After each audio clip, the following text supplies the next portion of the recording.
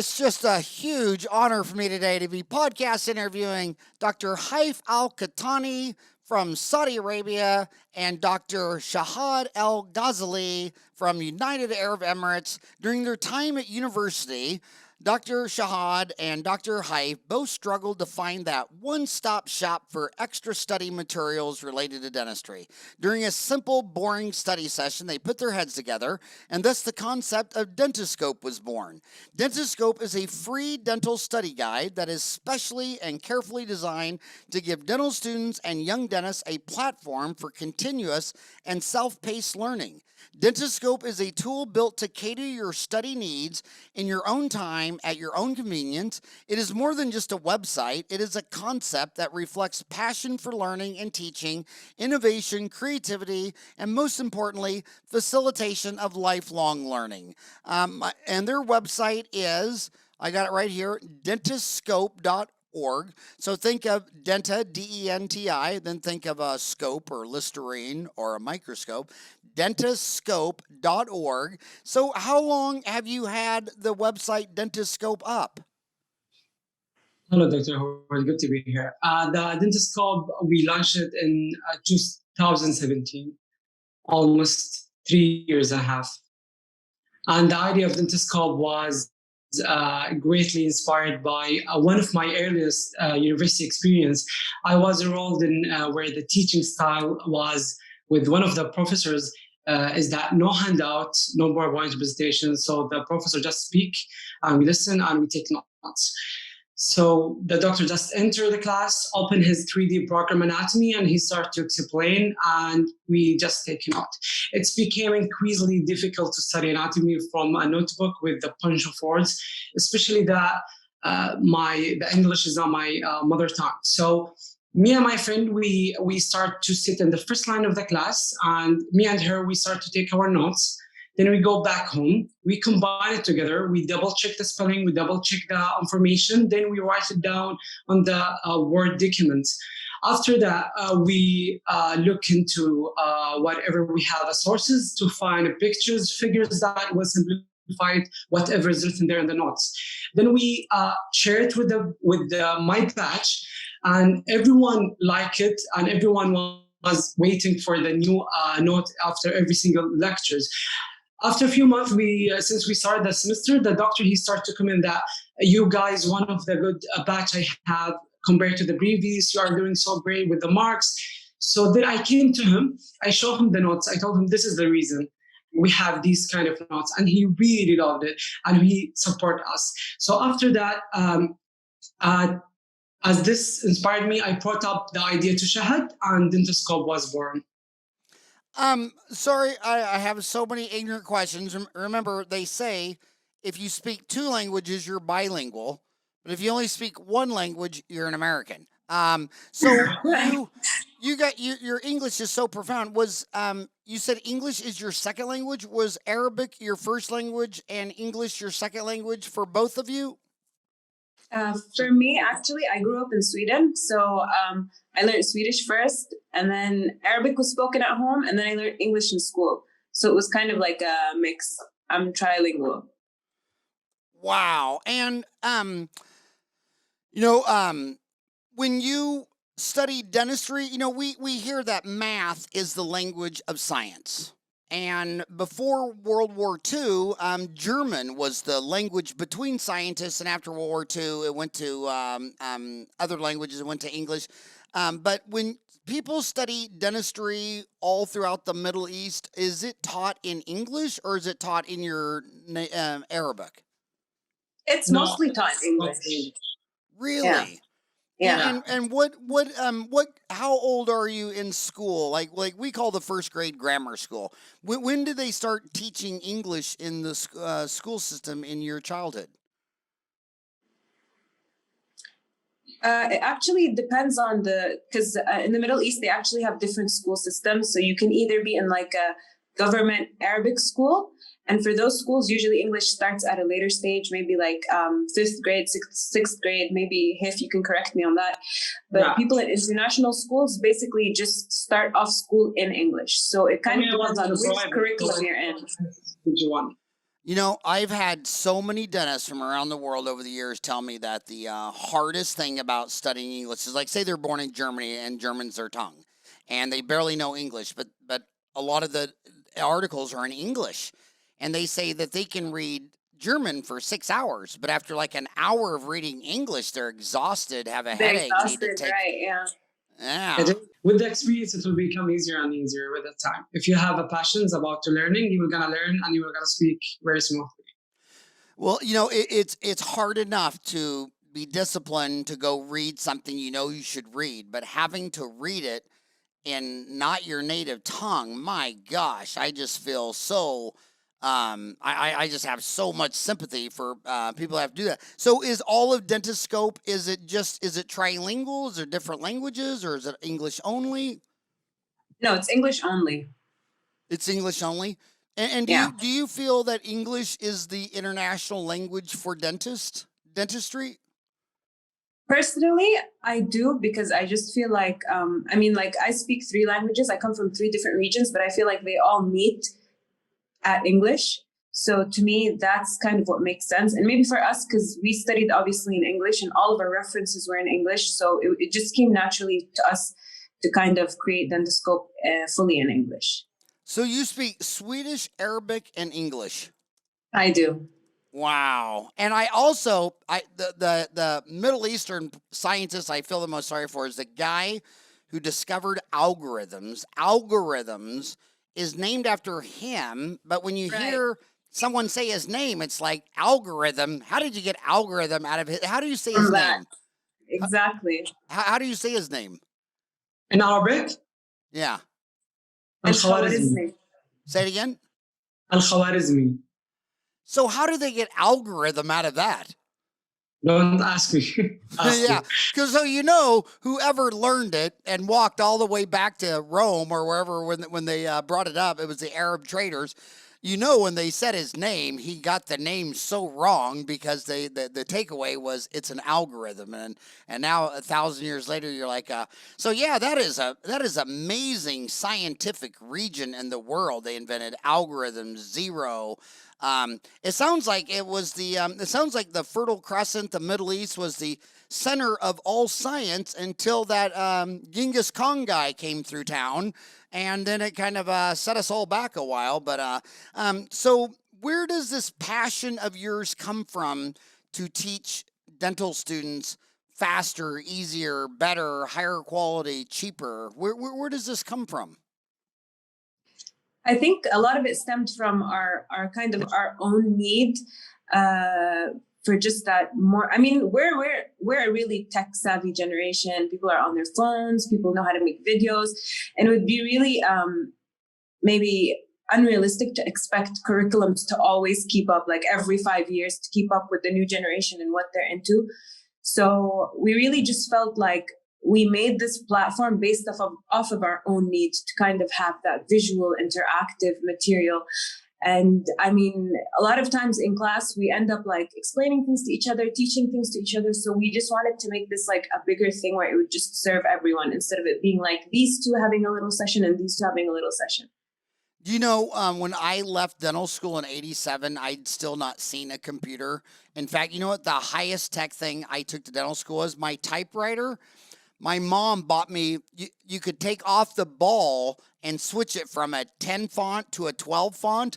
And showing up to dental school with an electric typewriter that had 2 different interchangeable balls, I thought I was the highest tech guy in the school. And I Yeah. can't even imagine learning.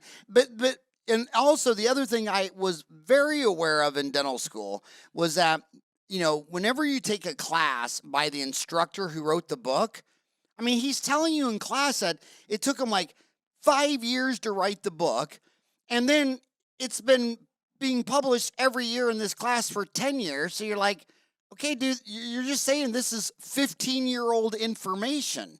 Whereas I go to your Instagram page, and you got a unbelievable Instagram page. It's just Dentiscope right there on Instagram. They got 3,000 followers.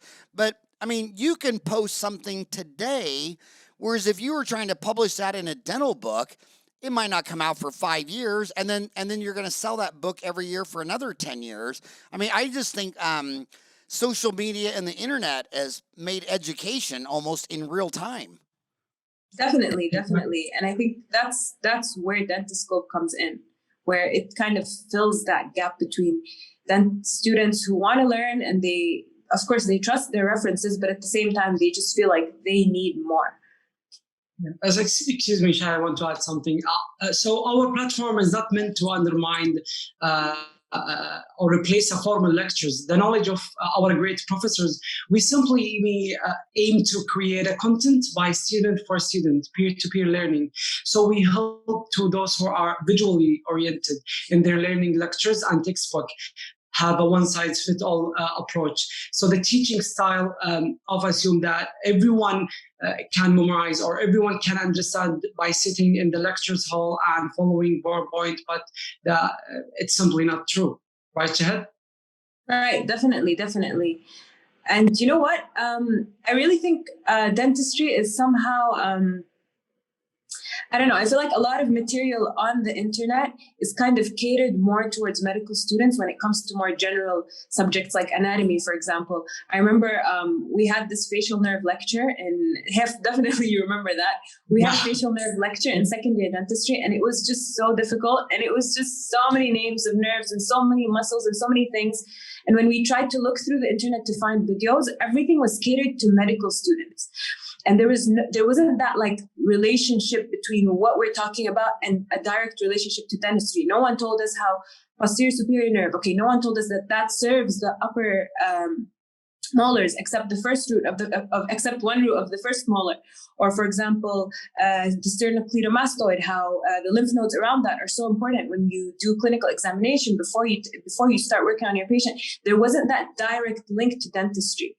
So I feel like a lot of dental students kind of just feel a little bit left out, and they feel like they can't really find that information that's directly catered to them. It's kind of just a bunch of information, and they have to kind of filter through what they need and what they don't.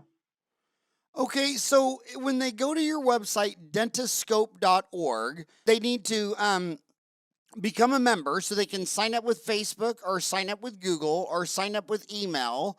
Walk them through that process. You sign up with Google and then or Facebook, and then what? Yeah, and then we will receive their email, their contact. It will be in our list, so whatever it's new, any update or whatever, they were gonna receive an email and update on the website. Any new content, any announcement, any new live stream on our Instagram, all of these things. And is there a cost? How much does it cost to become a member and all that? It's free. It's completely free. Well, so where's your revenue? Where's your business model? How do you make money doing free? Is this your charity, your hobby? Is this what you do for fun? If you scroll down on the page, on this Dentiscope homepage, you're gonna find a quote. Can you read it, please? Where teaching is a hobby and dentistry is the passion. That exactly. is where teaching is a hobby and dentistry is the passion. So where does that come from in you? Did you get that from your mom, your dad, a teacher? Where did you two end up where teaching is a hobby and dentistry is the passion? Where does that come from? Honestly, I think that's a very hard question. Maybe it's a complex question. Both my parents are PhD holders. So I've always seen them teaching, throughout their careers and me growing up. And at the same time, I feel like, I'm the kind of person, some people are like really visual learners. For me, I don't have a problem sitting in a lecture and taking notes and then just being able to absorb that information. And like I said before, like I just felt like people around me struggled with that. So I always found it in me to just try to help anyone when they ask for help. So I guess that's just how it is for me. That is a man, what a beautiful trait to have in a baby dentist. My gosh, I don't know where that comes from, but I wish everybody was like you. That's for sure. I noticed a change in my lifestyle. I noticed when I started dental school in 1984. Please don't tell me you weren't born yet in 84. Were you at least born? Oh my God. Oh, I need CPR. But it seemed like back then in the 80s, all the deans came from this deal where the meaner and rougher and meaner they were, that it was a tough love. They were trying to make dental school very hard, and anytime there was an easier way to do something, they were just against it because that would be undisciplined. It just seemed like the motto was the meaner, ruder, nastier they could be, they were trying to do it for you. They thought that's how they'd make you a great kid. And then I noticed the first school that changed that was University of Pacific in San Fran. Dr. Art Dugoni, who he just passed away this year, following his wife the year before. And he was the first guy that just thought, these are our future colleagues. And he started to treat them just like the colleagues they were. And then I noticed out here in Arizona where I am, Dr. Jack Dillenberg followed him to the T. And those are the only two dental schools I know of where in America where the dental students just love their dean.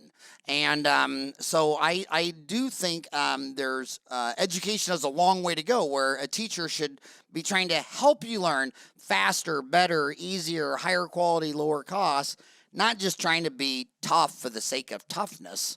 Do you see that too, or do you see that trend?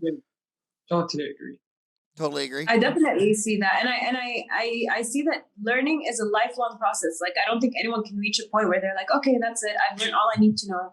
Now I'm just here to sit idly, So I think that even teachers, even professors, can learn a lot from their students, even if it's not like the hardcore material that they're teaching, but they can learn so many different things from their students. It's always a give and take, no matter what the situation is. Yeah, it's definitely getting better. So you started this in 2017, and it was 2020. If you knew in 2017 that 2020 was going to be a pandemic, would you have canceled your plans and said, let's wait until this pandemic is over? First of all, when you were studying disease and epidemiology when you were in dental school, did you ever in your wildest dreams think you would be living in a pandemic? No. Never. I mean, it's so weird to me when I think now that like in 30, 40 years, COVID-19 is going to be in textbooks, and they're going to be writing about everything that we're living now, just like we're reading about like history. It's a really interesting thing to think about. Actually, gives you a bit of perspective. Well, I remember when I first learned about the Spanish influenza, I actually went and checked out a book on it, a novel, a long book on it. It was just an amazing book. And even reading through that entire book 2 decades ago, I still never once even considered that I could be living through something like that. So do you think now that we're in a pandemic, do you think that's actually helped Dentiscope because you have to go virtual? I mean, the classrooms are dried up. You can't, and where I'm in Arizona, if more than 10 people meet, it's illegal. So do you think this has been a big boom for your virtual online? I will tell you the story about the support of the Dentiscope. Then I'm gonna come to the COVID-19. So in the beginning, we were facing difficulty in terms of reaching out the target public. We started forming our own illustrations and simplified description of the basic dental science. But we didn't find any support yet, but we were doing this for a noble cause. So we kept on doing education material. We were reaching for dentists to be a part of this. And with the time, we start to get feedback on some of the input from students, doctors, all over the world. So the process kept on going until we started to get a bigger and bigger aspect of dentistry and to share the education materials. What really made me proud during my senior year, which is last year, during the exam season, I was walking in the corridor and I started to find website logo everywhere. I started to find my notes everywhere. Everyone is sending Dentiscope. Even when I came back to Saudi here to study for my license exams, I started to saw my notes everywhere, which show me that the noble seed of educations came to be a shady tree where a student can study under. So our platform is not meant to undermine the formal lectures or classic educational traditional ways, rather than how you simplify the informations, how you make it easier for people to understand based on the original references. Or else I'm going to open my dental college online and get some money, right? And what really make what really approved our idea is the COVID-19. Since the COVID-19 started, as you can see, the webinars, the lectures, the conferences, even the workshops started to be a virtuals. Right, Shahd? Yeah, definitely. And I just want to add that even before COVID, before the pandemic, we were actually holding live streams on our Instagram page, and we'd get a lot of views on that. So I feel like COVID just proved that online learning is the future. I mean, the internet will never go away.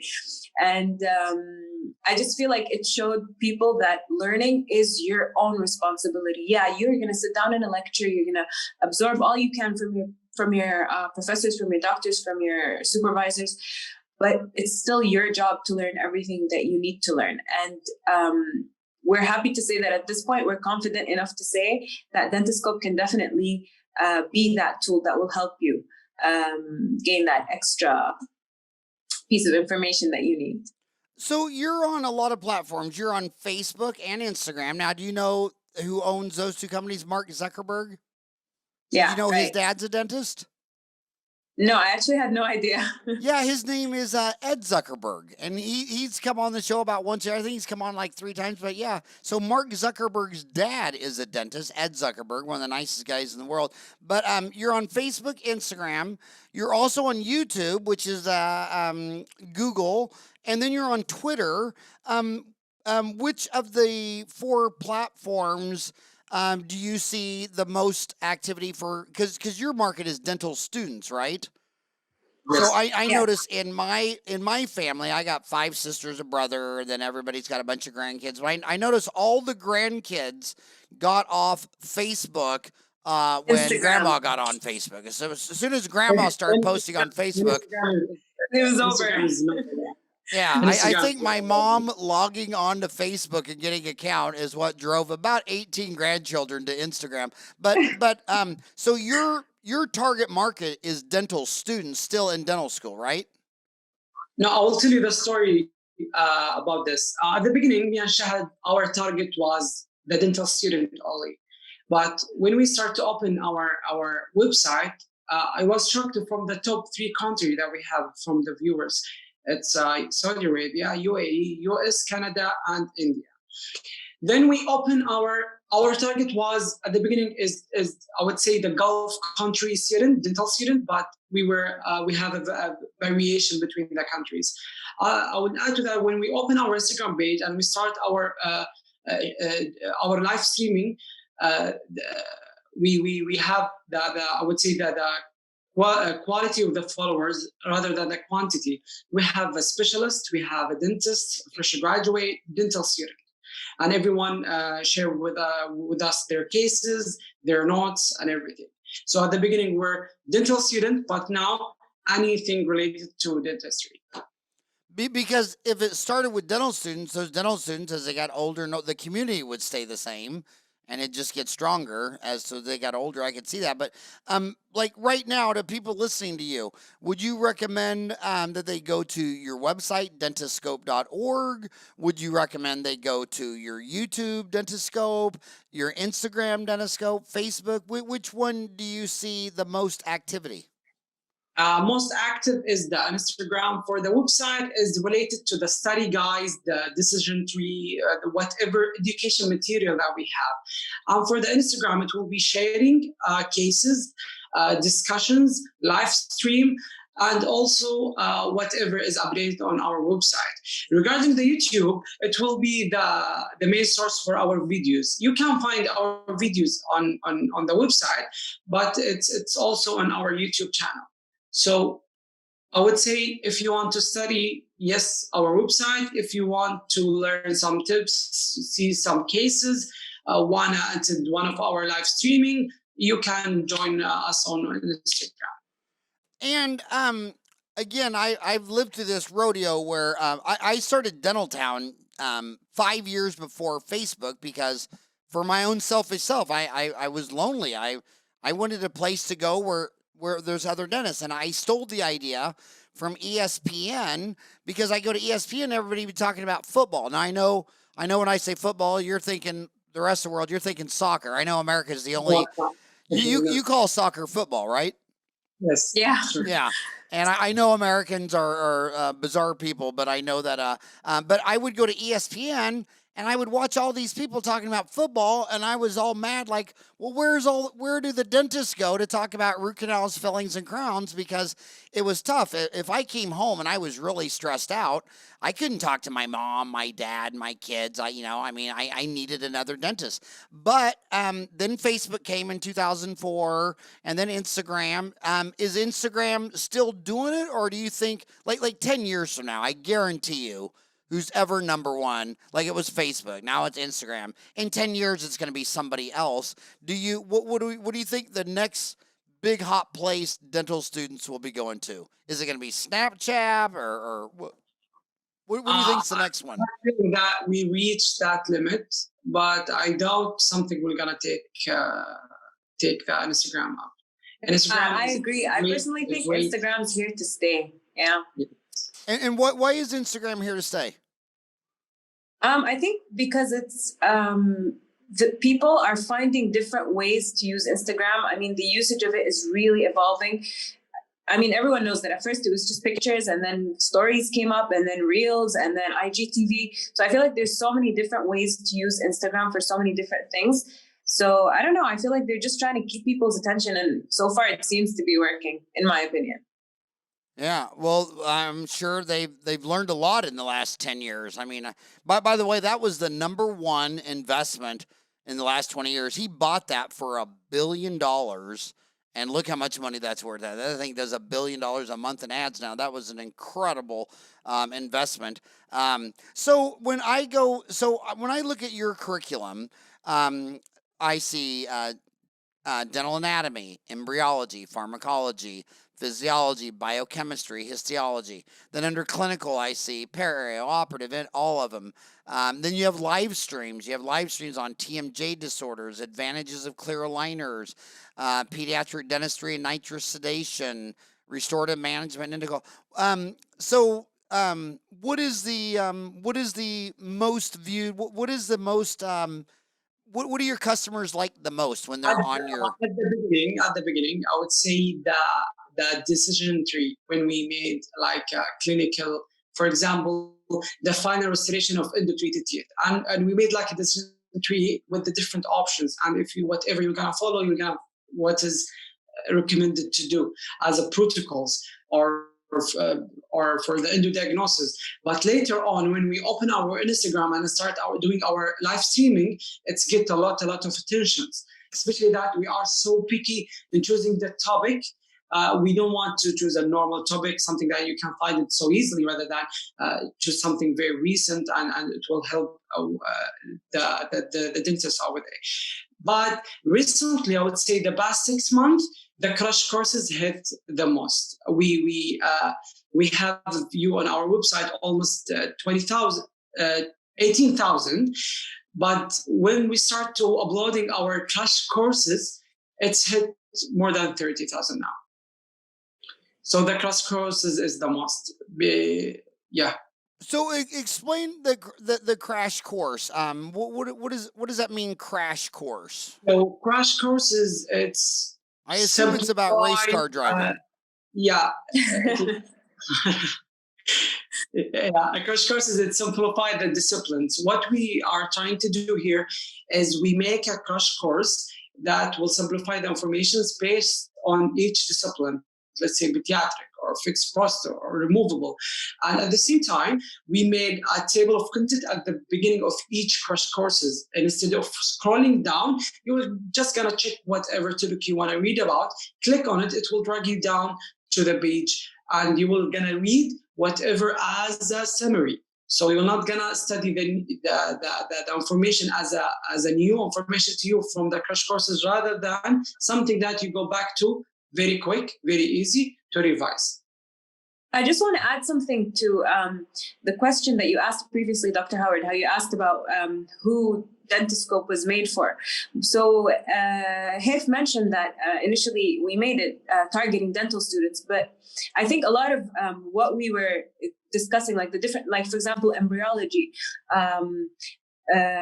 a lot of these topics are required for board exams. So when we went into the little bit deeper topics, and when we moved towards the clinical topics, we found that a lot of people sitting for board exams, a lot of people in their final years, a lot of people in internships, a lot of people doing different kinds of things, even graduate dentists who were in graduate school. We found that there were so many different levels of people who were going through our things, because our material is really created to just like serve you all throughout.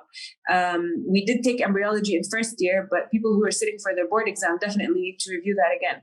So I think that's something that's very nice about Dentiscope, that there's something there for everyone. Nice. I'm so impressed with what you're doing. I want to ask another thing.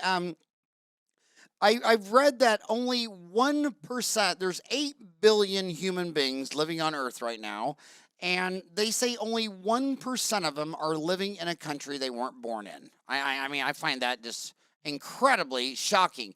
So when you're in all these countries, or is dentistry very different in all these countries? For instance, like, do some countries have more pediatric decay, and some countries have more Invisalign or implants, or do some countries have more dentures and partials while some have more implants? And have you seen that? Is dentistry very different around all the countries that your dentists are studying in?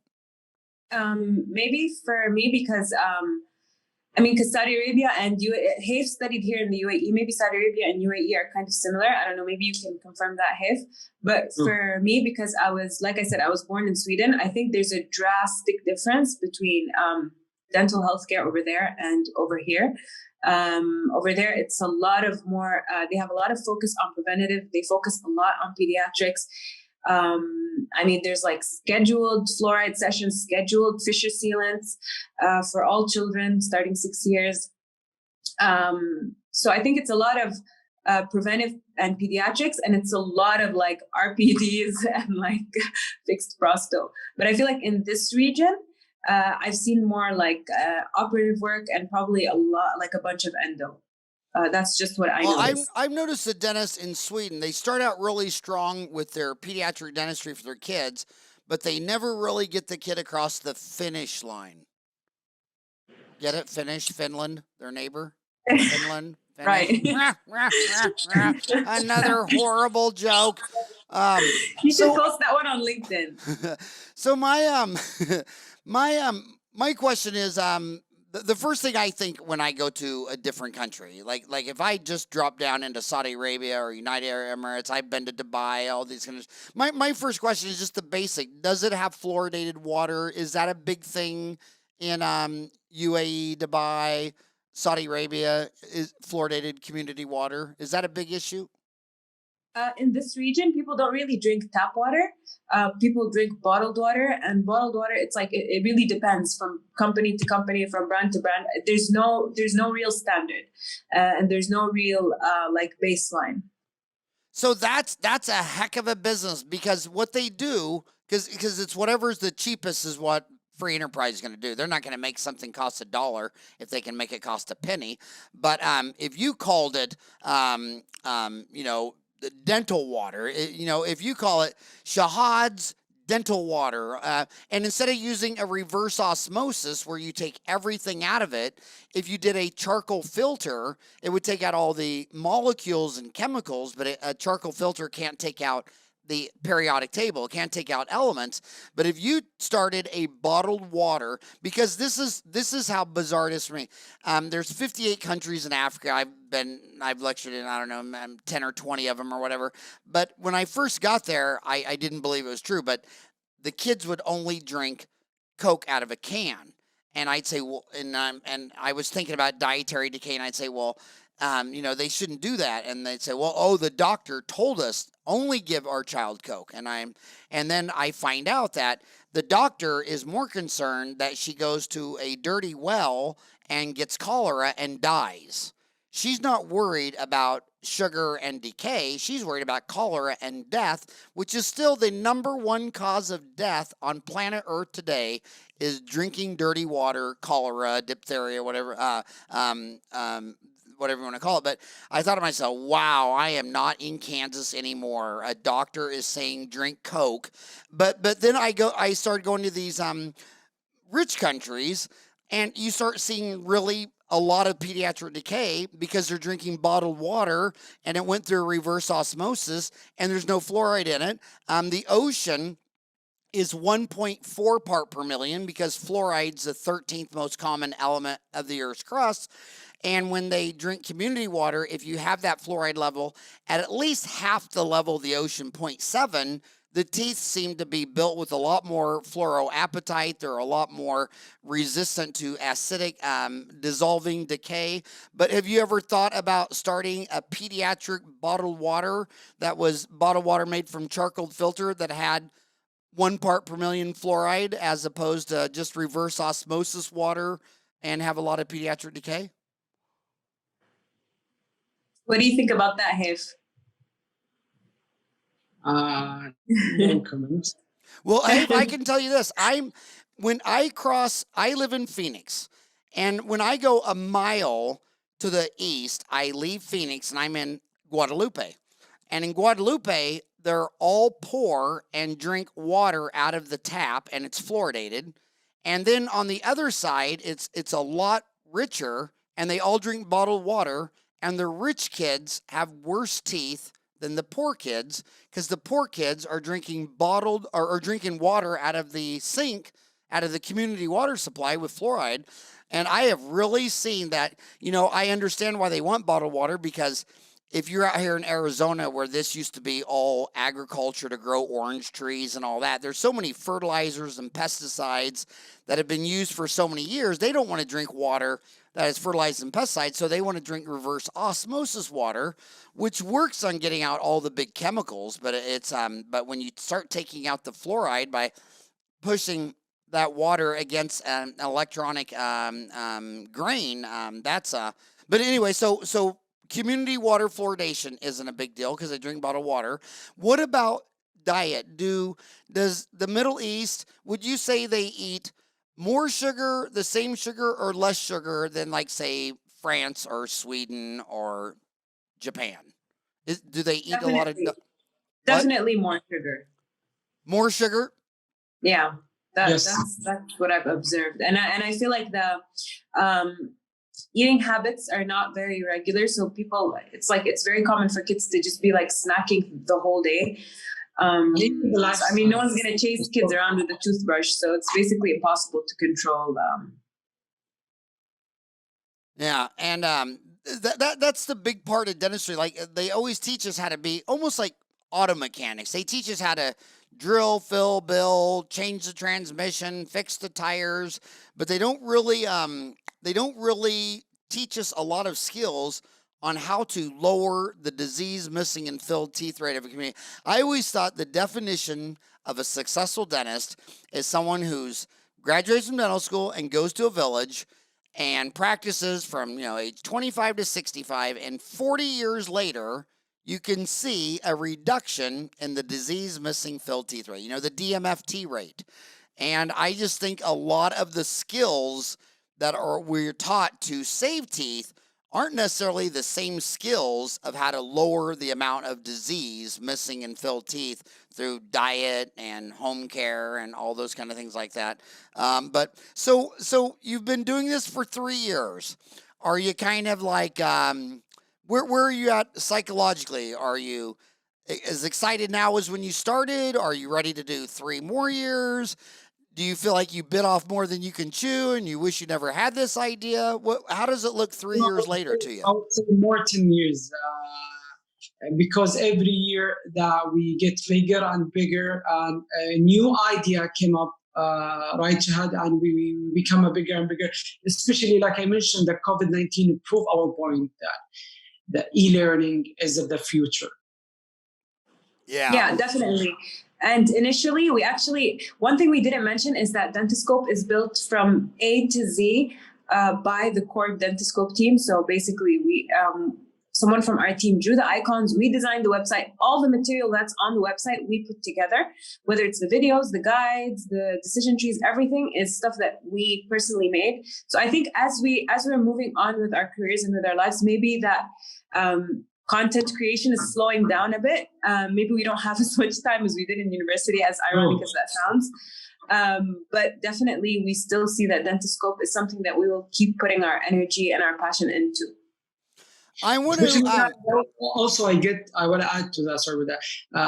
We get more skills. I mean, me and Shahad and the other teams that, to be honest, at the beginning we are not an editors. We are a dental student. But with the time, and we have a passion about this project, and we want to learn more and more. So we get more skills and skills, editing and everything. So this is the idea. We help you if you have a note, to create it, make it more professional, information checked, everything's fine to be published.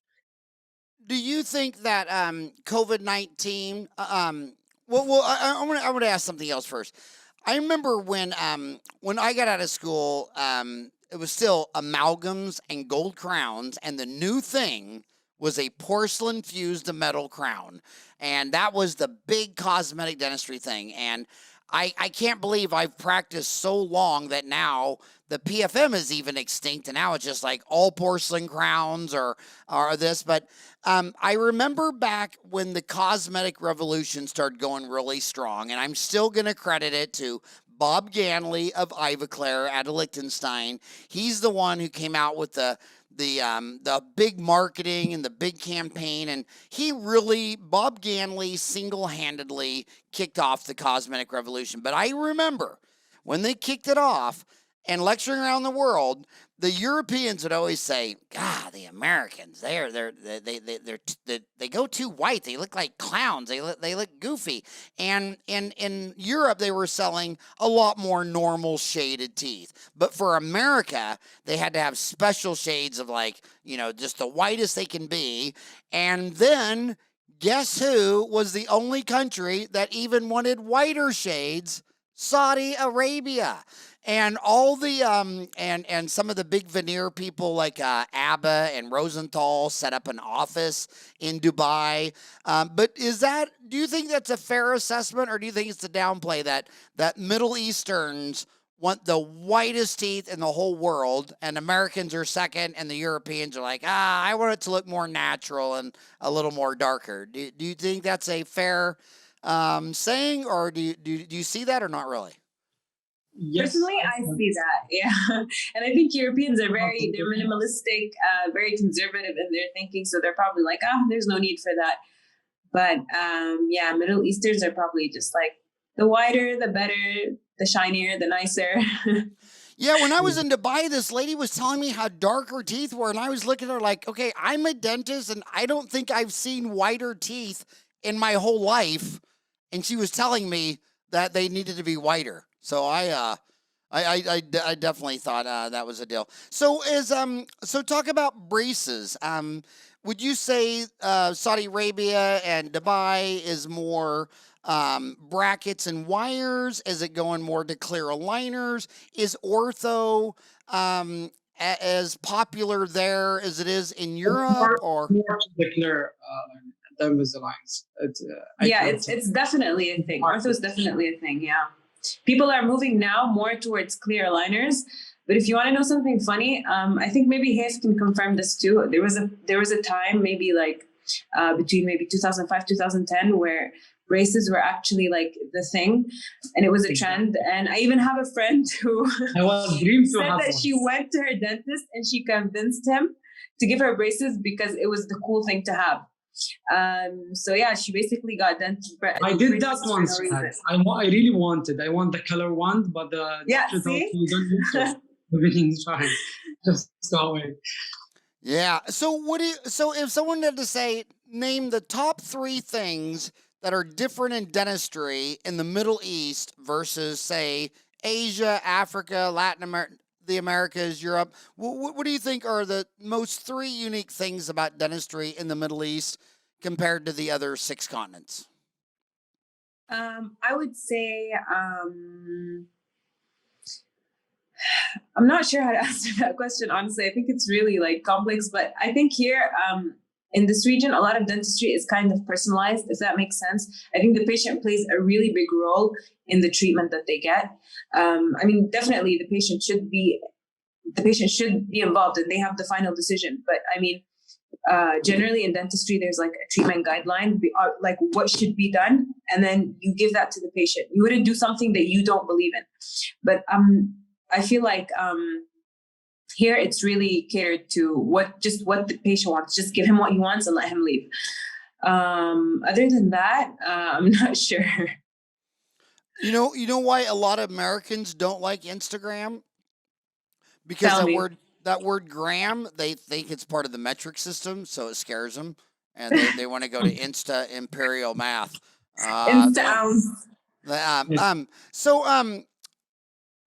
What was on the whole Arabian Peninsula, are people more likely to go to a dentist and it's a private dentist that owns their own office, or is it more a government clinic or a government hospital procedure like that? Is it more private or government? In UAE, it's definitely more private. I'm not sure about Saudi Arabia. Yeah, what do you think? Yeah, is a private. The governmental, we don't have that much, and it's a lot of patients. So people are preferring to go to private. Yes, easier, faster. And I want to ask you another question. One of the things that I always see in Asia, but I mean the Middle East is Asia, but I'm talking about Eastern Asia. But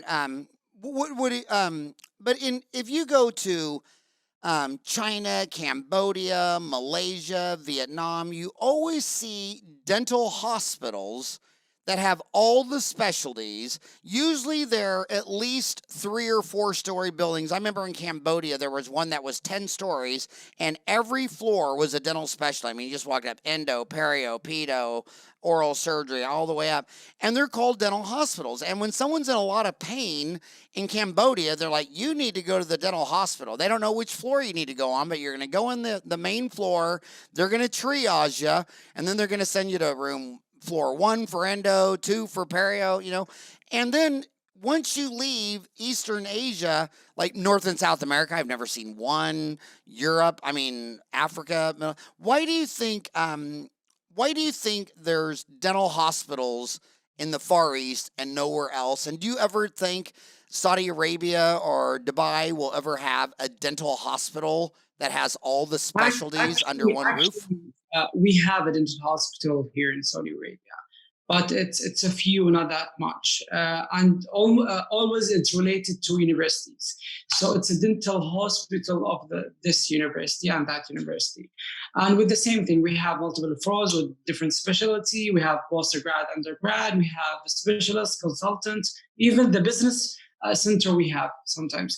I think the issues is the mentality of the populations, are because no one get attention to this. You always, if you go to the governmental hospital, you get a small corner of dental clinics. It's just 5 or 3 clinics per hospital, rather than having the big hospital.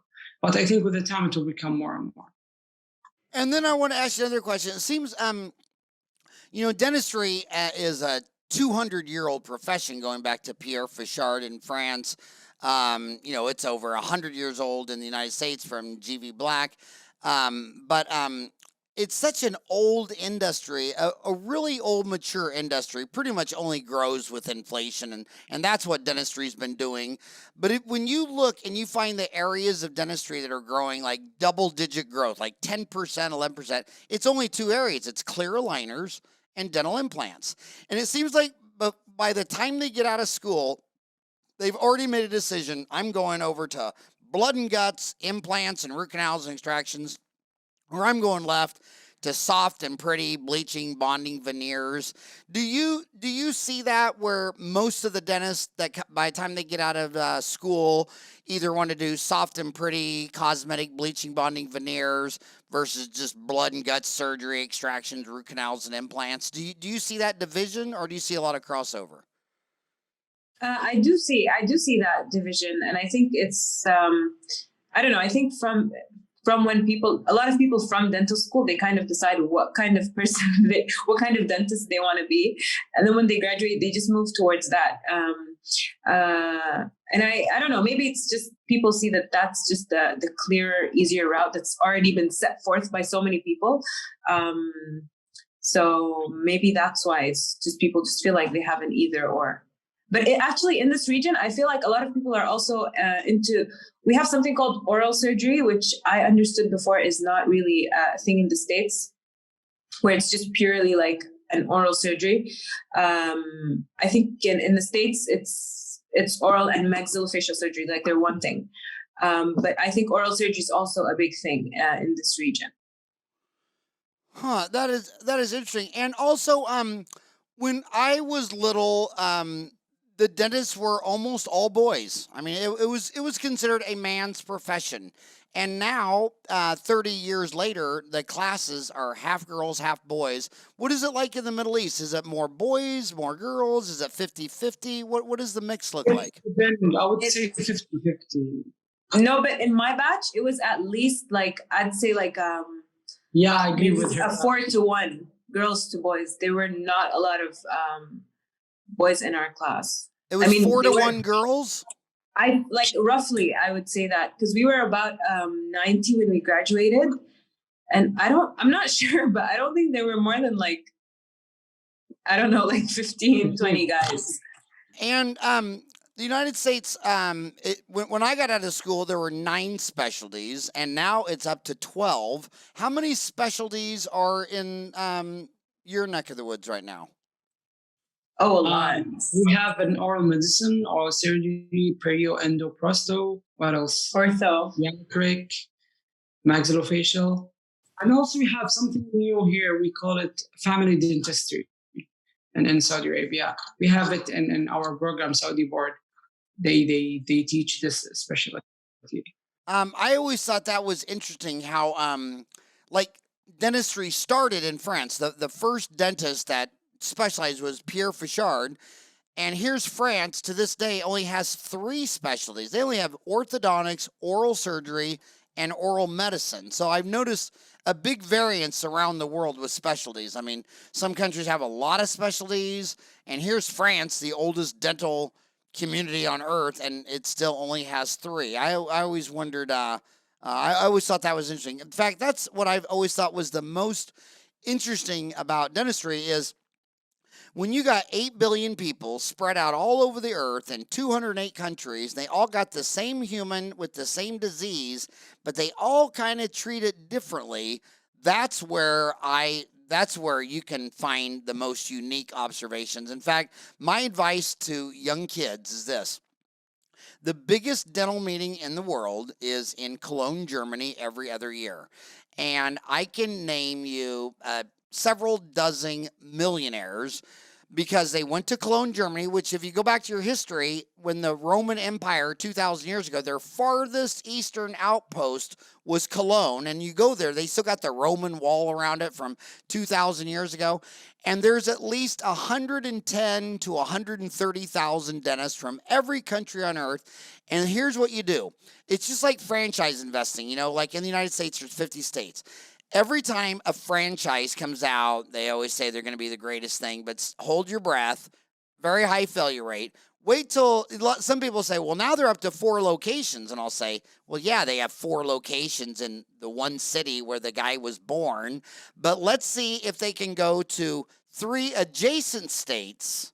Like you're in Phoenix. Can he go to Vegas or Albuquerque or LA or San Diego and do it there? And if you got a restaurant that goes to 3 or 4 locations in one state, and then it branches out to 3 or 4 locations in 3 or 4 other states, you can buy that stock because you know it's going to ride across all 50 states, and it'll be a big growth deal. The last one I was in on was Boston Market a long time ago. But you go to Cologne, Germany, and it's always the same story. It's like it's somebody who's only doing this product in like say Korea, and he sells some to maybe 3 or 4 countries around there, maybe Cambodia and Venezuela and Vietnam or China, and you're like, well, are you selling any of this in Europe or North America, South America, Africa, Middle East? No. And then you say to him, you say, okay, well, I want to take your idea to my country. And I've seen deals where they'll say, okay, I'll buy the U.S. distribution rights for $1, and I'm the only person that can distribute this in the United States if I reach the minimum sales of this the first year, this second year, and they'll get like a 10-year sales deal, and you want to underestimate that as best you can. But my gosh, that meeting, it only happens every other year. Why?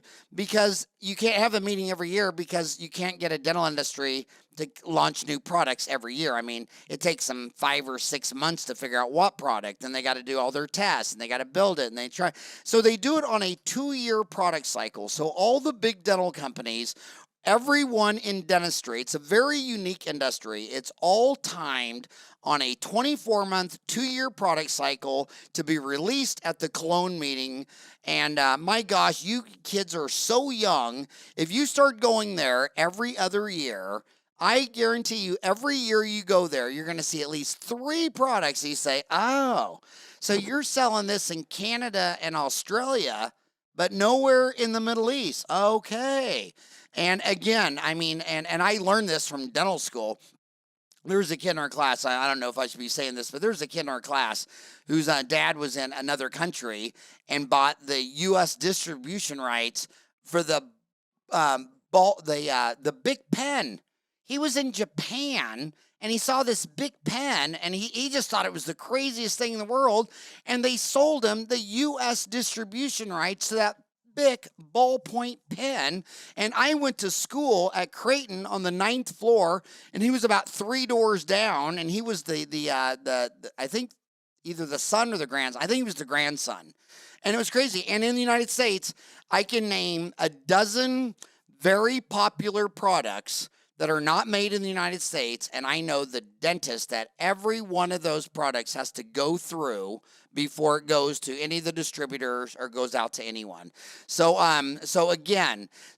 there's a big world out there. 99% of the people right now are living in the same country they were born into, and you got 2 million dentists spread around the world, and they have all these wonderful ideas like the Dentiscope, and you can find some great ideas over here and move them over here, and everybody wins. But I asked you guys to be on this show. You didn't ask me. I ran across your Dentiscope. I heard a lot of great things about it. And I just want to tell you, I'm so grateful. Well, it's 2 in the afternoon here. What time is it over there? For me, it's 12. It's midnight? Yes, it is. Oh my gosh, it's past your bedtime. We're so happy and grateful to be here. Thank you. When's the last time you stayed up till midnight? Long time in the weekend. Well, hey, thank you so much for staying up till midnight. If it was, I should have had you on earlier in the morning. I'm sorry I didn't realize it'd be so late, but thank you so much for all your hard work. Thank you so much for being born with the attitude that says, I want to get it right. What is, where teaching is a hobby and dentistry is the passion. My God, if every dentist could just learn one thing from Haif and Shahd Elghazali, is that, my gosh, when you go to work every day and teaching is a hobby and dentistry is the passion, my God, that is just so beautiful. Thank you for all that you've done for dentistry. Thank you for your perfect attitude. Your attitude determines your altitude, determines your aptitude. Thank you for all that you're doing for dentistry. It was just an absolute honor and a privilege to podcast you. Thank you so much for having us. It was so great being here, and an honor to speak to you as well. All right, well, I hope you sleep in tomorrow. Will do. Okay, have a great night. You too. Thank you so much. Thank you. Thank you.